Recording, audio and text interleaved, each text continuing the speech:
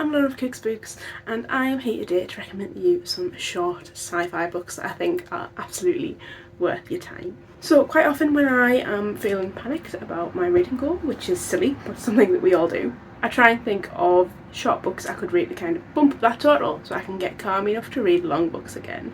And that often means that I avoid genre books like sci-fi and fantasy.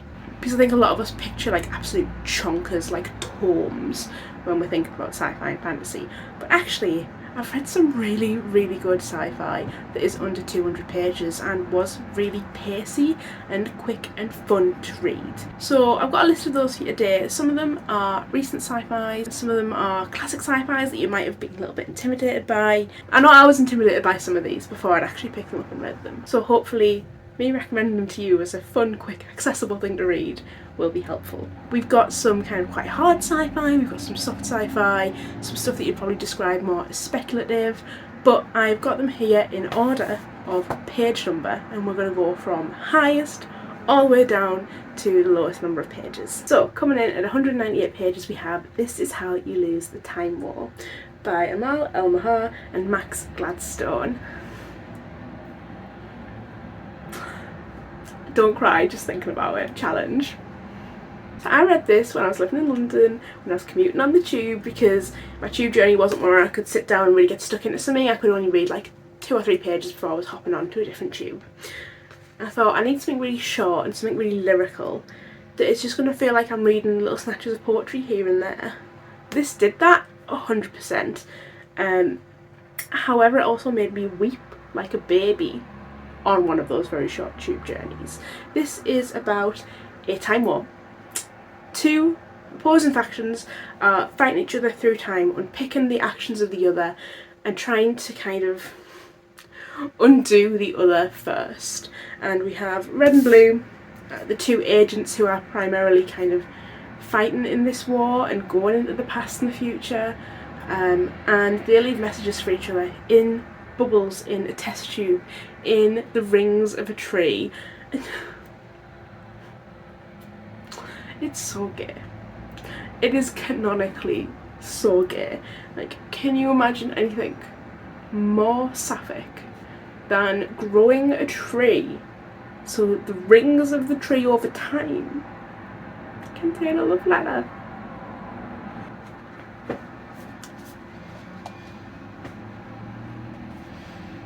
It's really good.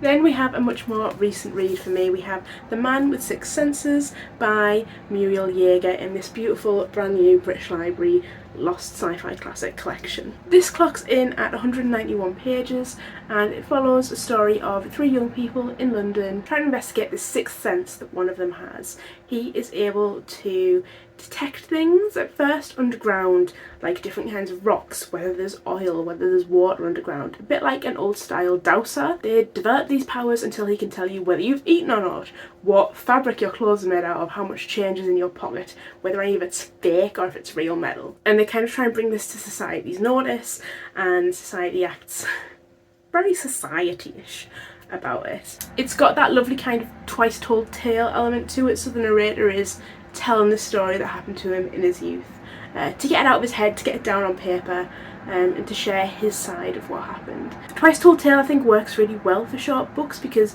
you don't have to spend lots of time in that exposition of why this person's telling you this story. It's just, hey, he's a story I know. Enjoy. It's another classic, a much more well-known classic. It's The War of the Worlds by H.G. Wells. This edition is 189 pages. It is one of those pioneering works of alien invasion and kind of alien machinations and machinery that comes to Earth and the impact that has on other people. I would say that some of the vocab in here is a bit dense that he uses, but once you kind of get to pace with that, it is a really pacey story. You feel the stakes. It isn't that kind of very British stiff upper lip removed from the fear and anxiety kind of narrative. You very much feel it and you're very much there with the characters while the world seems to be ending to them.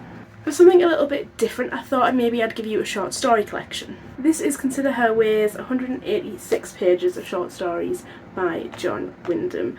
and this investigates a lot of different themes really. I always find that one of the most surprising things about John Wyndham, given the time he was writing in, of the 40s and the 50s, he is very good to women. I shouldn't feel like I'm giving him praise for that, but he kind of puts much more time into considering the depths of character of a woman. She's not just there to be a love interest or a potential wife or a victim. She has agency, she has thoughts, she has motive, and the title story in particular definitely looks at that, and I'd highly recommend it. I promised I was going to try and keep it to one book per author, but it's John Wyndham. It's not going to happen. John Wyndham's Chucky was an amazing read for me. It's 153 pages, and it follows this little boy who was kind of ostracised by his peers. He develops, finds, acquires an imaginary friend who talks to him and who teaches him things that you couldn't possibly know, and we're never really sure whether it's psychological or whether there is something more sinister or more otherworldly at play.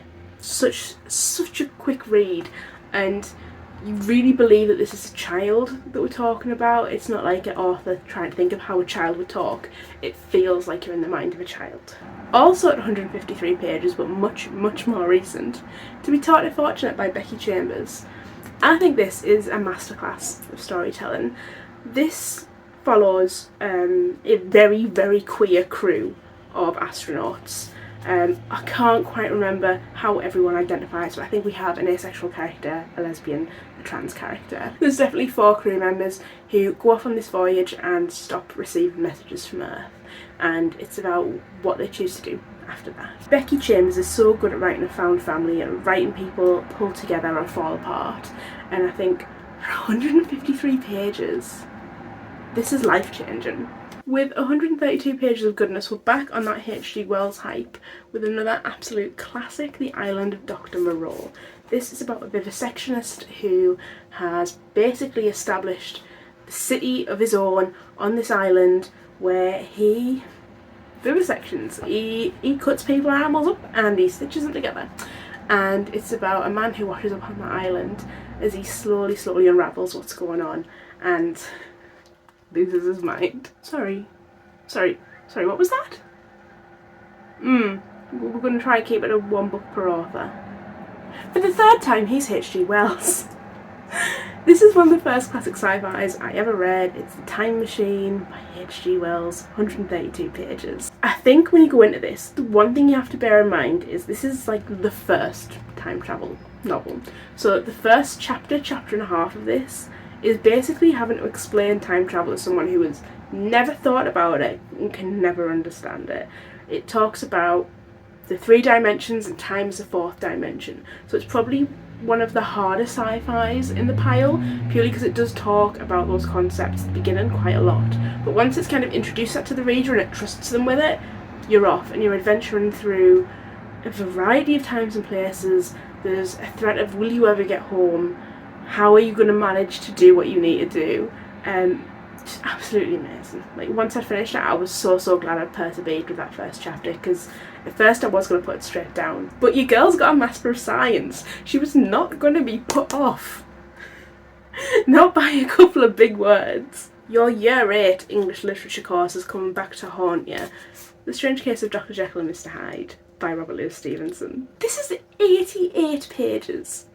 88. It changed the brain chemistry of every English teacher in the world in that time, and it changed my brain chemistry too. If somehow you've not heard of this absolutely seminal classic, it follows Mr. Utterson, a lawyer, as he tries to find out what happened to his good friend Dr. Jekyll, and who on earth this strange fellow Mr. Hyde might be, who seems to have imposed himself on the narrative.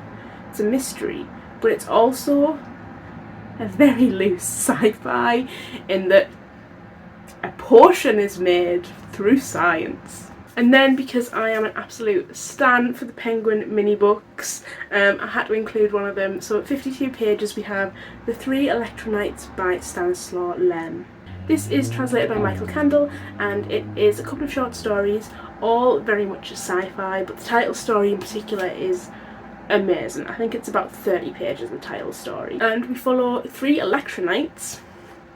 That's not explaining what that is, we're going to have to roll with it, as they all try and traverse this planet that seems to throw up barriers in their way, and how they get past those barriers. It almost feels very Asimov in a way. Here's the concept, and the story is proof of that concept. So you find it hard to travel across this planet, you try this thing, that doesn't work. You try this thing, that doesn't work. And over a whole novel, that could get quite tiring. I robot. But in such a short dose, it's just a really fun little look at problem solving. So here are my 10 short sci-fi recommendations to help you dip into the genre, dip into some classic sci-fi, or just get out of a reading slump or hit those goals. If you feel like I've missed your favourite, please drop it in the comments, because if I've not read it, I would love to, and I would love to argue with you about why your choice is trash. Thank you so much for watching. I will catch you again very soon to talk about some more books. Bye!